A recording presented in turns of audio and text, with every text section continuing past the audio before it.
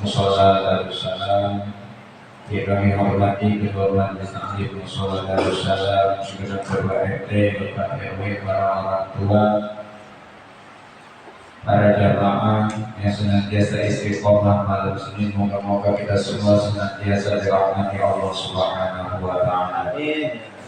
Syukur alhamdulillah kita panjatkan kepada Allah Subhanahu wa Ta'ala. Shalawat dan salam kita sampai limpahkan kepada baginda Nabi besar Muhammad sallallahu alaihi wasallam.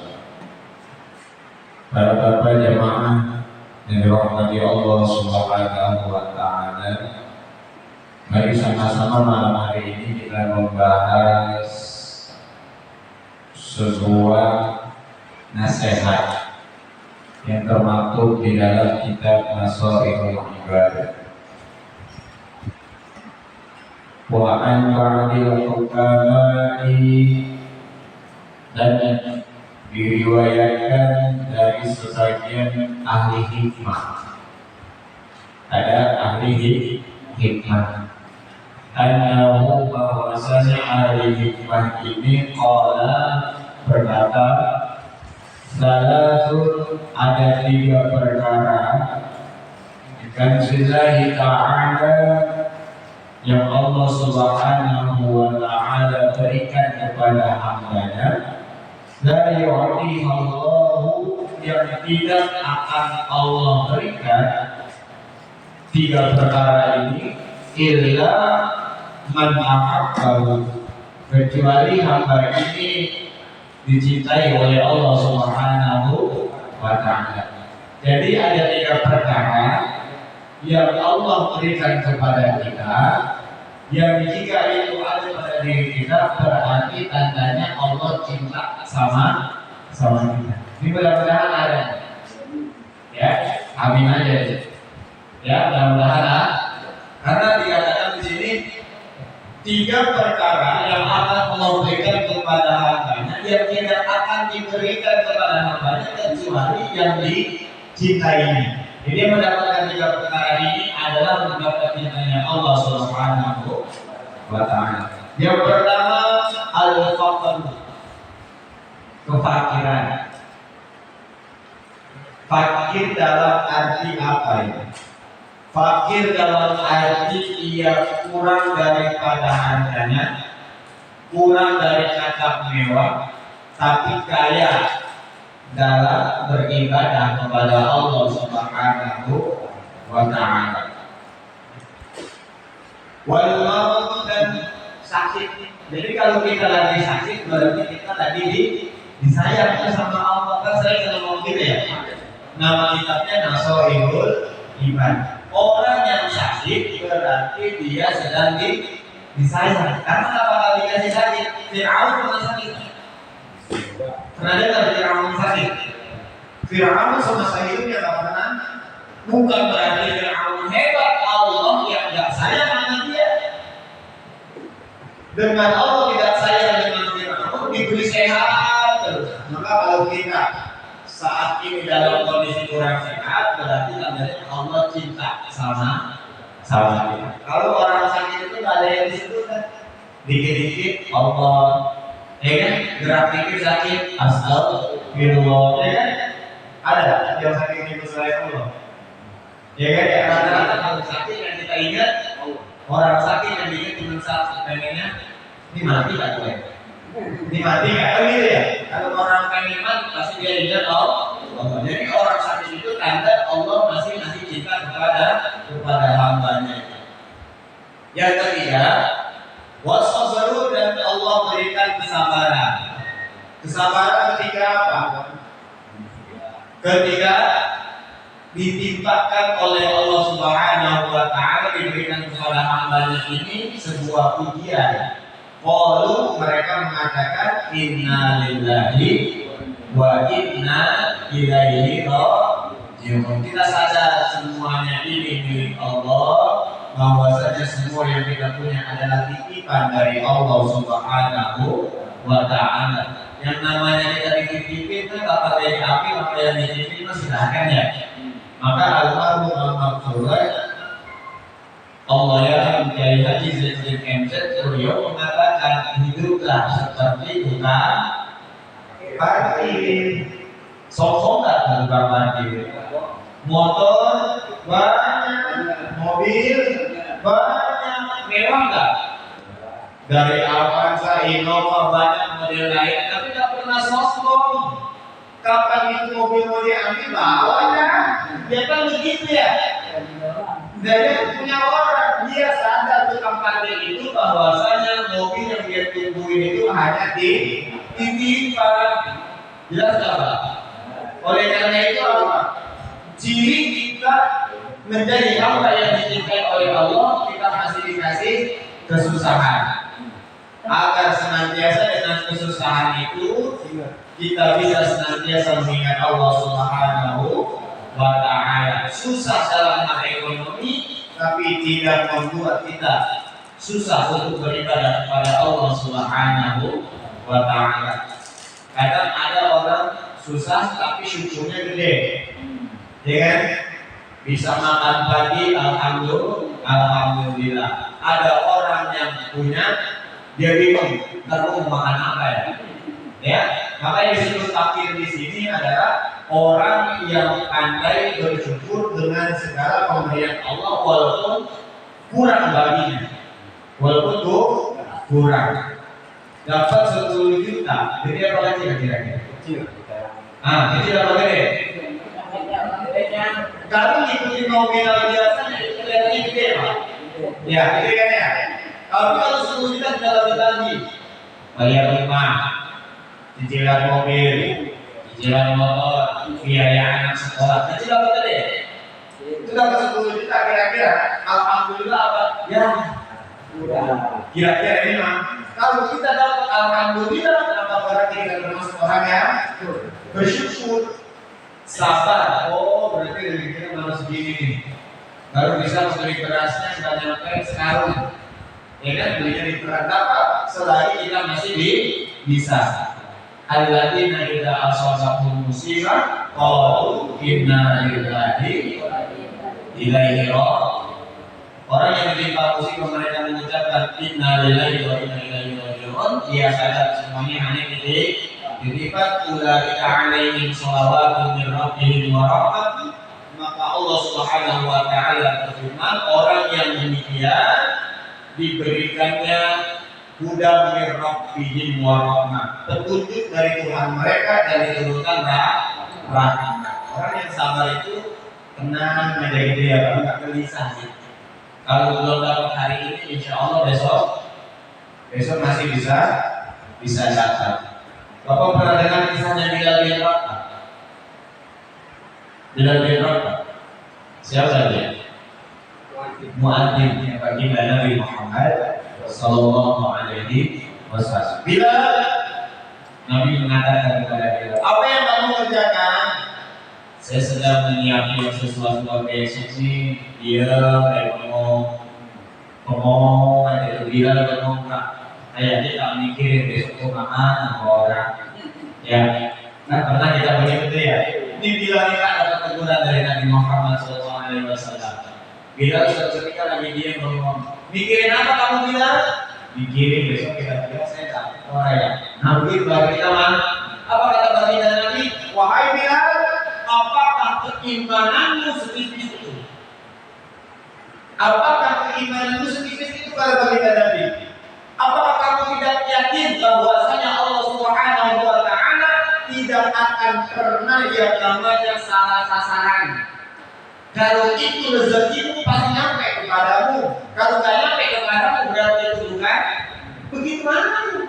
Jadi kenapa kita mengkhawatirkan rezeki yang belum ada di tangan kita? Ada rezeki yang sudah ada di tangan kita belum bisa kita syukuri. Sehingga Bilal bin Rabah tidak bisa mengucapkan kata-kata apapun. Itu kira-kira itu pelajaran apa yang bisa kita petik? Pendek kan ya? Bahwasanya tugas kita hanya menjalankan perintahnya. Suruh kerja, suruh ngaji, suruh ibadah, ya kan?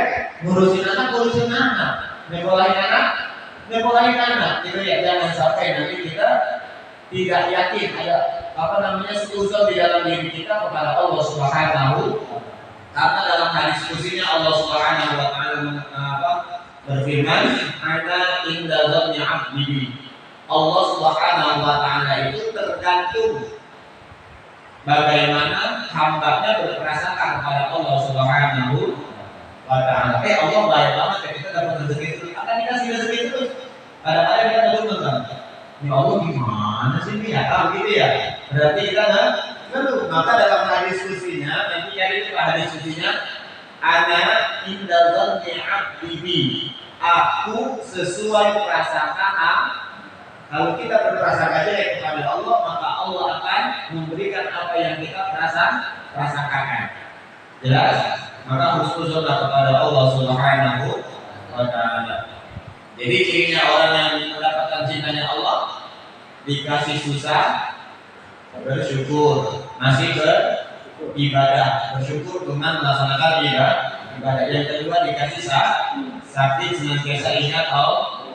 Yang ketiga sabar, semuanya sadar bahwasanya yang kita miliki adalah titipan daripada Allah Subhanahu wa taala. Wa an Ibnu Abbas radhiyallahu anhu diriwayatkan dari Ibnu Abbas, semoga Allah Subhanahu wa taala meridhoi mereka berdua. Hina suila, suatu ketika pernah ditanya.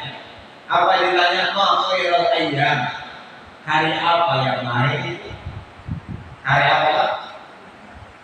Wa ma khairul syuhur, bulan apa yang baik? Wa ma khairul amal, amal apa yang baik?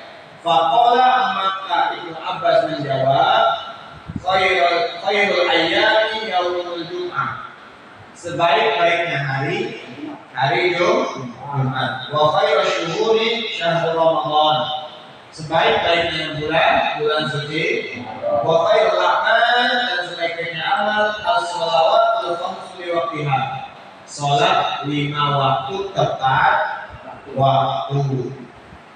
Famadhu ala dzalika thalathata ayyamin balagha alayya al-imani radhiyallahu anhu anna Ibn Abbas radhiyallahu anhu masuila an dzalika fa ajaba bi hadza maqala Ali radhiyallahu anhu.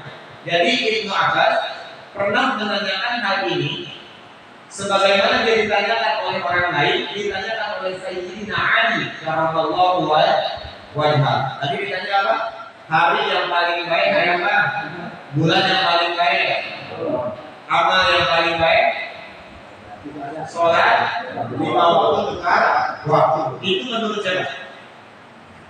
Ibnu Abbas. Lalu dijelaskan oleh Ibnu Abbas bahwasanya kalau ada ulama, kalau ada lausu ilal ulama, jika ada seorang ulama waktu seorang ulama wal fuqaha dan ahli fikih minal masyriqi ilal maghribi, dari timur sampai ke barat, mereka itu bertanya ulama itu, lama ajabu bimit bima ajaba bi Ibnu Abbas, maka jawablah sebagaimana jawaban Ibnu Abbas. Kalau ditanya hari apa yang paling baik, hari Jumat. Bulan apa yang paling baik, bulan suci Ramadan. Amal apa yang paling baik, sholat 5 waktu tepat waktu. Illa ani, kecuali aku, kata Sayyidina Ali karamallahu wajhah. Apa kata Sayyidina Ali? Aku akan mengatakan khairul amali ma yuqab billah ta'ala minka, sebaik-baiknya amal adalah yang diterima oleh Allah Subhanahu wa taala daripada apa yang kamu kerjakan. Kalau jawaban Sayyidina, kita kira-kira mengikuti Sayyidina Ali apa mengikuti Ibnu Abbas? Amal apa yang paling utama? Sholat tepat waktu, atau sholat tepat 5 waktu tepat waktu. Itu jawaban Ibnu. Tapi jawaban Sayyidina Ali, kapan amal itu diterima oleh Allah, itu amal yang paling baik. Pertanyaan, tahu orang kita amal kita diterima kapan? Makanya Sayyidina Ali mengatakan apa? Kalau ditanya amal apa yang paling baik, sholat tepat waktunya. Karena kalau masalah amal kita diterima atau tidak, berat atau berat? Itu jawaban Sayyidina Ali. Yang kedua, wa khairu syuhur, dan sebaik-baiknya bulan menurut Sayyidina Ali radhiyallahu anhu, maka tubabihi ila Allah taubatan nasuha. Sebaik-baiknya bulan adalah ketika engkau bertaubat di dalamnya kepada Allah dengan taubatan nasuha. Jadi di mana kita taubatan nasuha itu bulan menjadi baik. Pertanyaannya, Ibnu Abbas mengatakan bulan yang paling baik bulan suci Ramadan. Sudah tercerna sama kita. Rojab, Sya'ban, masuk Ramadan. Oh berarti Ramadan kan begitu bahasanya. Tapi kali ini apa? Kata Sayyidina Ali, sebaik-baiknya bulan di mana ketika engkau sadar engkau penuh dengan dosa dan kau gunakan bulan itu untuk bertaubat kepada Allah dengan taubatan nasuha. Jadi sebaik-baiknya bulan yang kita gunakan untuk introspeksi diri kita. Kalau menurut Sayyidina Ali radhiyallahu anhu. Wa khairul ayyam, dan sebaik-baiknya hari maka tujuh fihi minan dunya, kamu tidak pernah keluar daripada dunia ilallah ta'ala, menghadap Allah subhanahu wa ta'ala, atau bahasa kitanya bisbet, modal, mati, mampus. Kalau kata Sayyidina Ali, hari yang paling bagus adalah ketika engkau meninggal, ketika engkau wafat, menjumpai Allah subhanahu wa ta'ala mu'minan billah, dalam keadaan beriman kepada Allah subhanahu wa ta'ala. Coba kita catat ucapan Sayyidina Ali kira-kira berapa kalinya. Bulan yang paling baik kata Sayyidina Ali apa? Bulan di mana kita sadar diri kita membanyak dosa, kita gunakan bulan itu untuk bertaubat kepada Allah, maka bulan itu menjadi bulan yang baik. Hari yang paling baik menurut Sayyidina Ali apa? Hari di mana ketika kita dipanggil oleh Allah Subhanahu wa ta'ala, wafat kita dalam keadaan beriman kepada Allah Subhanahu wa ta'ala. Ayat yang kita bahas, ya ayyuhalladzina amanu taqullaha haqqa tuqatih wa la tamutunna illa wa antum, jangan kamu mati kecuali dalam agama Islam. Jelas tak sampai sini? Dan satu lagi, sebaik-baiknya amal adalah amal yang kamu kerjakan lalu mendapatkan diterimanya amal itu oleh Allah Subhanahu wa ta'ala. Kalau kita nggak sanggup yang ngikutin ini, ikutin yang ke depan tadi. Hari paling baik hari Jumat, utamakan hari Jumat. Kalau misalnya sholat zuhur kita rada telat, sholat Jumat sebelum azan bersiap.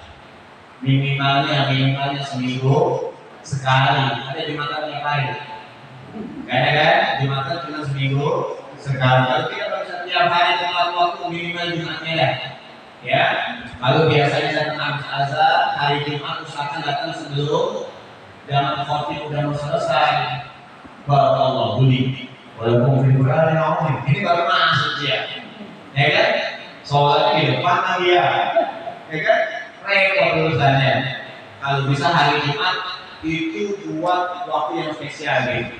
Kalau kita mengikuti pendapatnya Ibnu Abbas. Yang kedua, bulan yang paling mulia adalah bulan suci Ramadan. Tapi kan belum tentu kita sampai ke Ramadan, Pak. Ya kan? Maka untuk sampai kepada bulan suci Ramadan, ayo kita siapin bahwasanya nanti di Ramadan disebut bulan pembakaran. Ramadan itu artinya pembakaran panas. Makanya kalau di bulan suci Ramadan, tengah itu kalau melihat tukang es emang benar. Karena emang itu namanya kan.